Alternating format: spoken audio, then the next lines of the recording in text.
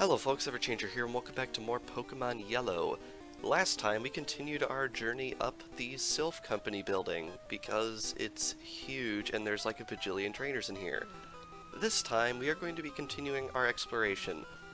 First things first, I was wrong last time. There isn't a boss fight down this hallway. There's just a regular trainer that I just completely forgot. Halt, do you have an appointment with my boss? I mean, no, but I feel like I should go chat to him anyway, considering what's— oh my god, he has 5 Pokemon? Are you serious? Eek. Alright, so who do we have in the ranks? I think we'll switch over to Wartortle because, like, it's just a Rattata. Like, I don't think we're gonna have a lot of trouble dealing with Rattata right here, especially if it's gonna do that, considering how broken focus energy is in this game. Hey. Anyway, right off the bat here, I want to restate something regarding the channel. If you post a comment on pretty much any video on the channel, regardless of how old it is, I do read them, and if there is a question in your comment, I will respond to it. So don't feel compelled to watch like the absolute latest video and then ask questions about old stuff, because I promise I will read comments on old videos and I will respond to them. I'm not like upset that sometimes people post off-topic comments on later videos. I just want to restate that I do read comments on old stuff, so you don't really have to worry about that. Anyway, we have a Zubat right here, and if we can just hit it, please, I would be really appreciative. Wartortle is so close to evolving, like, it's crazy. In fact, if it can just actually hit the enemy, it might evolve after this fight. Depends on if we get a level up. Oh, come on!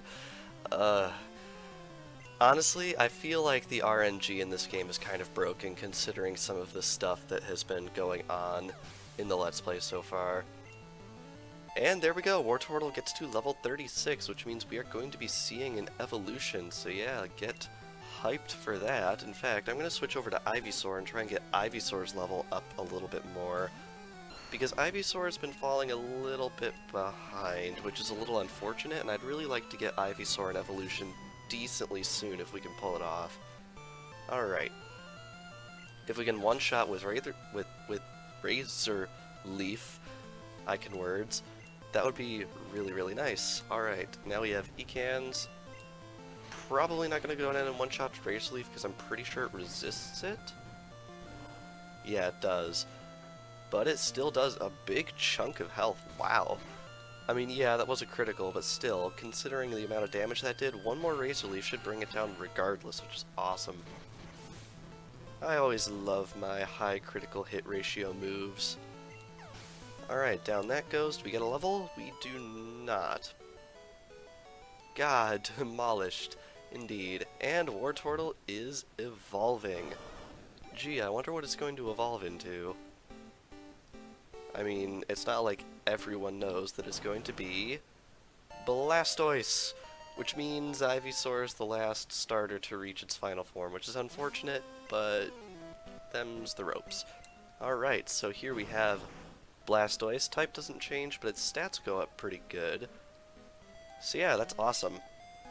But yeah, I just completely forgot that this hallway is actually just a dead end. It doesn't go anywhere. I thought I was going to trigger a boss fight by going down there, but no, I'm just crazy. But anyway, with that, I think what I'm going to do is I'm going to go heal, sort out the inventory a bit, and then we're going to comb through the building a second time with our card key. So I will be right back. Alright, here we are on the second floor of the Silph Company. Now, I should point out I deposited all the TMs that we found, which I think was just one in our first comb through the tower. I also deposited the Pokédoll into the PC because we don't need it quite yet. And I also deposited the bicycle because you can't use the bicycle in here. But once we're done in here, I will go back and get it back out. Anyway, I did some research regarding this building, and it turns out there is only one area in this building that you are required to use the warp tiles to access, and that is actually like the boss area, like the end of the area. So Nice thing is, we don't really have to worry about using warp tiles on our second pass through this tower. So what I'm going to do is we are just going to go through each floor, open up all of the doors, and what do you mean it isn't the time to use that? Okay, weird game design is weird. The card key opened the door. So yeah, we're just going to comb through the tower again, and we are going to open up all of these card key required doors, and then we will be able to proceed to the boss, because by that point we will have everything.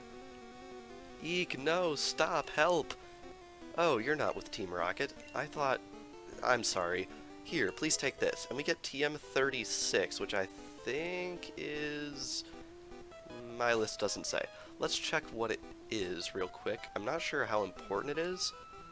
It is... Self-destruct. That's an interesting one. Probably not going to be using that one, in all honesty. Anyway, right down here is another door. Bingo! The card key opened the door. And we have a scientist.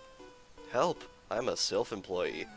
Yeah, I don't believe you for a second, my good sir. I think you are, in fact, a villain. And therefore, we are going to battle you. Alrighty, using our Thunderbolt right here. And we are going to make some good progress right here. Now, I do apologize how friggin' long this area is. I'll be honest, I really don't like the Silph Company dungeon. And honestly, it might be a little controversial for me to say this, but I think it's actually just a really poorly designed dungeon. Because there's absolutely no guidance on where to go. It's absurdly huge. There's a lot of items to grab, even though your inventory has limited space.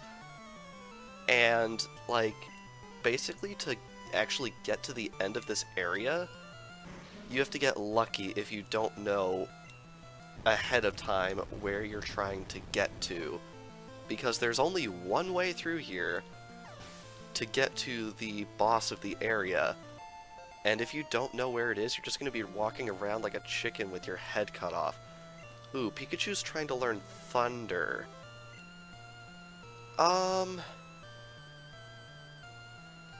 That's an interesting one. I think just because Thunder is good and there's no way to get it if I say no to this, I think I'm going to get rid of Quick Attack just because Pikachu's already pretty fast and Quick Attack is kind of weak. Not sure how much I'm going to use Thunder, but I should probably keep a hold of it just in case. Also, I seem to recall there's a bit of a bug in this game regarding accuracy and speed. I don't know, maybe I'm misremembering, but I mean, so much else in this game is just absurdly broken. I don't think I really have to be concerned about it too terribly much. Also, I'm poisoned already, even though this is the first trainer we're fighting on our second pass through the tower here. Little annoying, to be honest. How did you know I was a rocket? Well, you challenged me to a fight. That's kind of how this game works. Anyway, nothing else in this room for us, so we are going to proceed upstairs again, and is this even the right way? Yes, this is the right way. Man, this building is so crazy huge. Kind of annoying, to be honest. Anyway, right through here, we have this door. Bingo, the card key opened the door. I'm pretty sure this is the only door in the entire building that you are required to open with the card key, because that tile right there to the south of me will link us to the final area of the dungeon. But we're not going to do that yet because I want me some stuff. Like a hyper potion, that is a really good item. And right here, we have another trainer. I support Team Rocket more than I support Silph. Huh. You know, I'm pretty sure there's like a political joke I could make about saying something like that, but I'm not going to. Alright, we have Electrode right here. Only level 29, so I think I'm going to switch in Ivysaur because Pikachu really doesn't have much to do against an electric type. Plus, Ivysaur I'm pretty sure actually resists a lot of Electrode's moves, so we should be okay to just spam Razor Leaf on this thing, and we should be able to get some experience right here. Now, some people might wonder why I'm not just using Rare Candy on Ivysaur to get him caught up. And my logic behind that is if I was to use rare candies to get one Pokemon on the team caught up, we're going to be getting a new team member pretty soon that's going to need it a lot more than Ivysaur. So if I ever decide to use the rare candies for that purpose, probably won't be on Ivysaur. Plus Ivysaur got level 32 and can already hold its own in battle decently well, so I think we're probably okay. Anyway, I'm going to switch in Blastoise right here, mainly because I'm just curious to see how it can hold its own in battle. And honestly, this back spray isn't too awful compared to the ones I've seen, although it does look kind of like it has a beetle shell and not a turtle shell, which is a little amusing. Alright.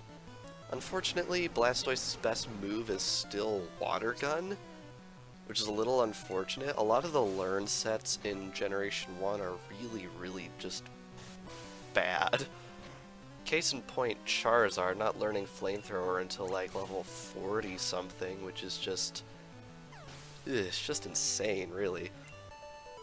I thought waiting for Growlithe to learn Flamethrower and Liquid Crystal was bad.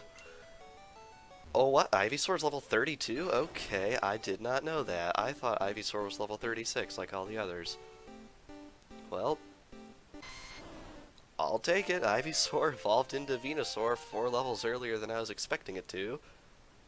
And now we actually have all 3 fully evolved starters. That is crazy. Still Grass Poison. Some stats went up, but other than that, more of the same, just better when it comes to Venusaur versus Ivysaur. And I don't think there's anything else in this room, so let us press on, and on, and on. Oh, I love that quote. It's a really dumb quote, I just really like it. Alright. Now we are on the 4th floor, and I believe there's only one trainer on this floor that requires the use of the card key to access, and that is right around here through this door. And whoop-de-doo, it's another scientist. My Pokemon are my loyal soldiers. It's funny, it's like all the scientists in the building sort of barricaded them away, but are still evil instead of like being out and about and evil. I wonder if they're trying to, I don't know, support Team Rocket behind the scenes, but then the boss will come down and see they barricaded themselves and thinks they're actually the good guys? I don't know. I feel like Game Freak probably doesn't have that kind of foresight when it comes to characterization in these older games, because like honestly, like the characterization in these old Pokemon games is pretty bad. Like no one ever really goes through any character growth or anything like that. And a lot of the plot lines are pretty basic. I feel like Gold, Silver, and Crystal did it a lot better. Alrighty, anyway, one thing I should point out that is really interesting is I'm recording this on the Saturday before it goes up, which is April 22nd, 2017. Which means, to the day, Pokemon Diamond and Pearl were released in the United States 10 years ago. And the craziest thing is, I still have my launch day save file for Pokemon Pearl, and I actually opened it up this morning, and it's stamped April 22nd, 2007, right on the bottom of the trainer card. Like, that's just crazy to me. Like, I remember it like it was yesterday, but no, 10 years have gone by. Shush, can't you see I'm hiding? Yeah, not the most interesting character. I was kind of hoping he'd give us something, but unfortunately he does not, so we're just gonna have to walk past. And Pikachu fainted. And rest in peace my ears, that is an awful noise. Alright, I think I'm gonna switch Venusaur into the front just because Venusaur's still pretty low level, even though it did happen to evolve. It's still the lowest leveled member of our team, so I think we should try and rectify that as quickly as we can. Anyway, right up here we are on the 5th floor, and we can wrap around past this dude, and we can open up this door, although I don't think there's anything over here. I think there's just this guy. Team Rocket is in an uproar over some intruder. That's you, right? Indeed, that is me. And that is a pretty classic quote in this game. Really like that one. Alrighty, right over here, can open up this door, and there's even more stuff behind the doors. You'll notice most of the items in Silph Company are blocked behind these doors. Anyway, that item right there is a protein.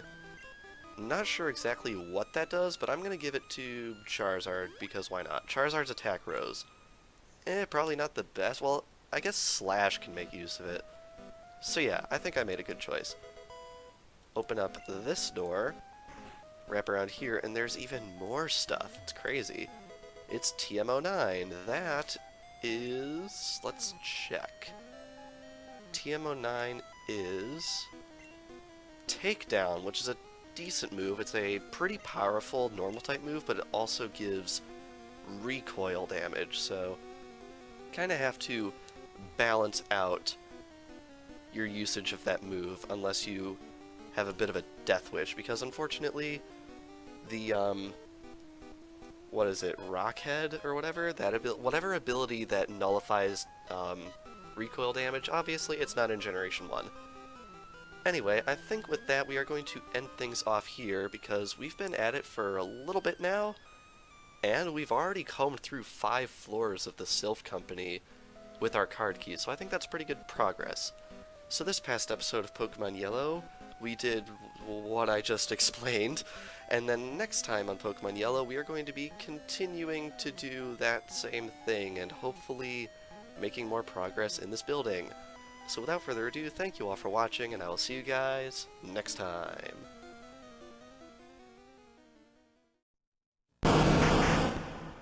Kamex コーラポケモン高さ 1.6 メートル重さ 85.5 キログラム体が重たくのしかかって相手を気絶させるピンチの時は殻に隠れる